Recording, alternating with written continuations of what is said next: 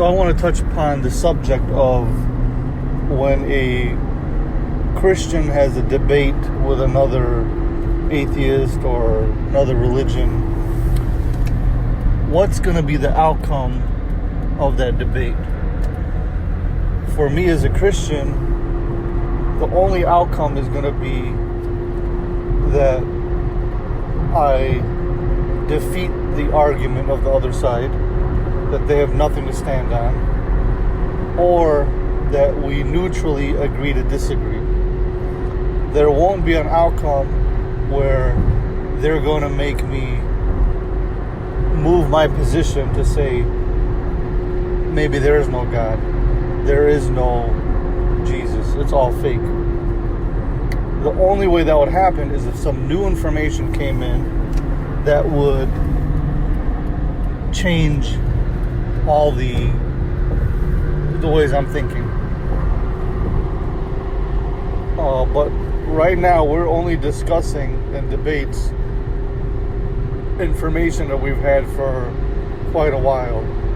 That it's nothing new, no changes have been made. We're just debating those information to get the outcome that we're looking for. Is there a God? Isn't there a God? Is it Christianity? Isn't it Christianity? And that's pretty much the outcome. On the atheist side, they don't know the cause of certain things. For instance, they don't know how the universe came to be. What they'll say is, we're going to find out in the future. 100 years, million years, they don't know. They're thinking new information is coming to fill that void. Me as a Christian, there is no void. We know what it is. Everything's clear. There's nothing really unanswered. There might be some details, but we know at the end the answer is God, so there is nothing unanswered. Other religions, they have a lot of unanswered. I know Buddhism is supposed to be not a religion, but if you ask Buddhists about where the universe came from, where we're going, a lot of things, they'll just say, well, really, we don't know. But a Christian knows everything. So an atheist in a debate is either going to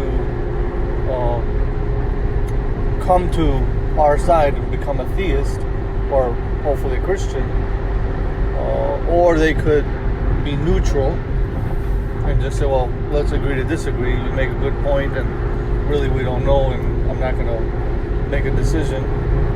Or they stay convicted on atheism. There is no God. There's a natural explanation for everything. So that's where we have a difference between our side and their side, that we won't be moved because we've already moved as far as we possibly can to the outcome, where they are still in limbo, even though they might sound militant and 100% this is how it is. When you press them, when you squeeze them to the very end and say, well, how did this come? They'll say, we don't really know. At the end of the day, we're still waiting to be continued. We'll find out later. And another problem that the atheists will have is trying to explain the natural world with the natural world. So at the end of the day, a Christian has an outside force, outside of time. Something is not in space, is not material.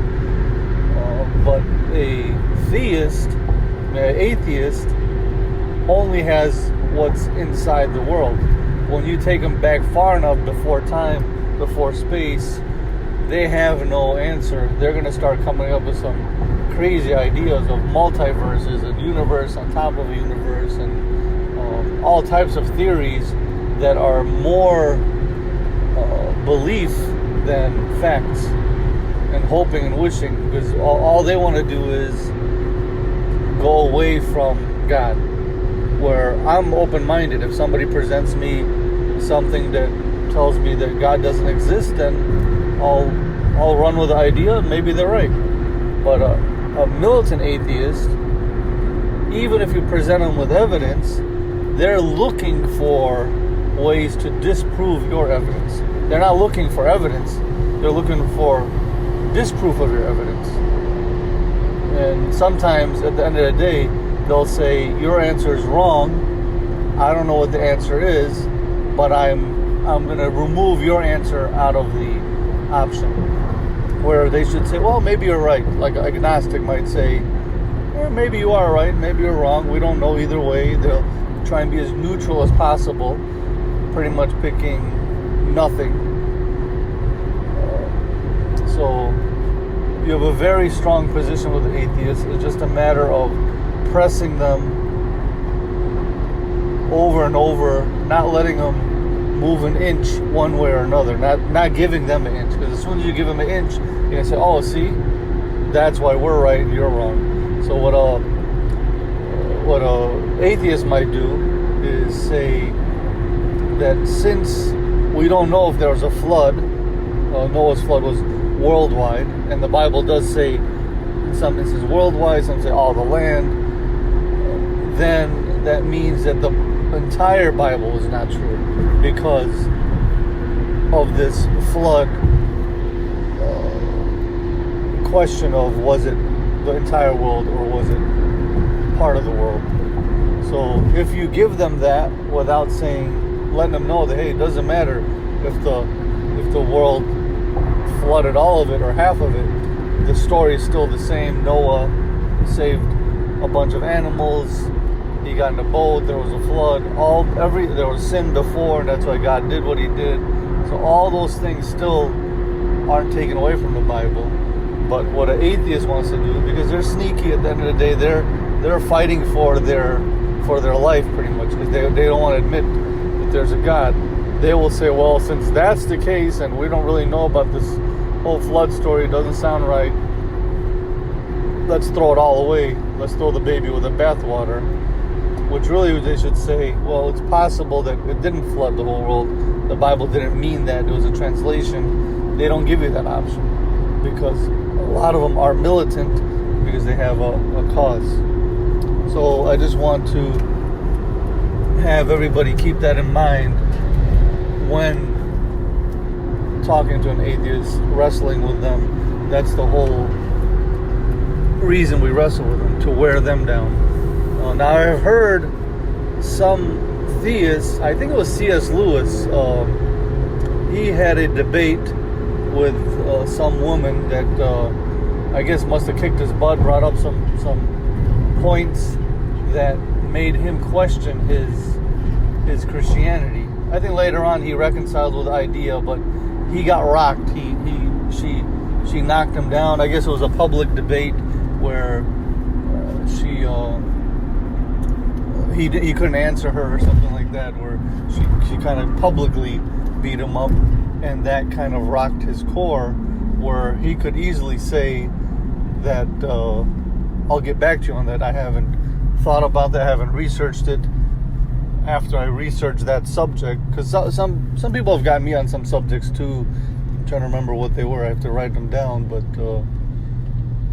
some subjects I don't really know about. I'll say the answer is God. They'll say, well, look at this and that, look at the evidence, it doesn't look like it's a God.